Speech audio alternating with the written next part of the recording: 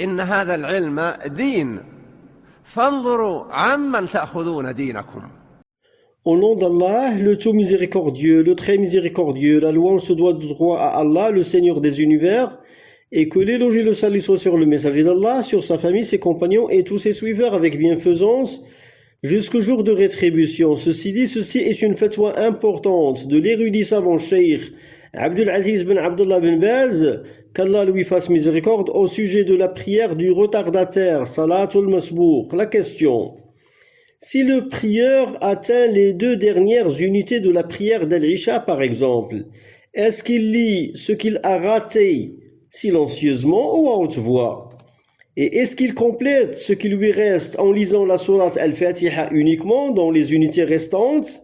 La réponse du cheikh, qu'Allah lui fasse miséricorde: l'avis juste est que ce que le prieur retardataire atteint avec l'imam est le début de sa prière, et ce qu'il rattrape est sa fin, en raison de la parole du prophète, que l'éloge d'Allah et son salut soit sur lui: « إِذَا أَتَيْتُمُ الصَّلَاةَ فَعَلَيْكُمُ السَّكِينَةَ وَالْوَقَارَ فَمَا أَدْرَكْتُمْ فَصَلُّوا وَمَا فَاتَكُمْ فَأَتِمُّوا » Traduction: quand vous venez à la prière, observez le calme et le respect.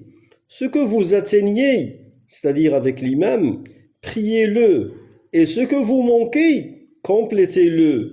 Et dans une version, faqdu, rattrapez-le, c'est-à-dire terminez-le, car le sens du rattrapage al-qada est la complétude, at-tamam, ce qui signifie que ce que l'homme atteint avec l'imam est considéré comme le début de sa prière à lui.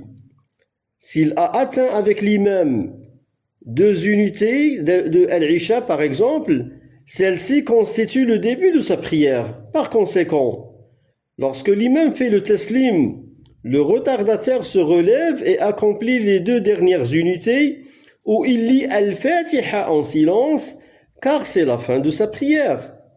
Il en est de même s'il atteint une unité de Al-Maghrib par exemple. Alors, les 2 dernières unités sont la fin de sa prière. Dans la première, il lit Al-Fatiha et une sourate ou des versets, tout en élevant la voix légèrement, sans déranger ceux qui sont près de lui.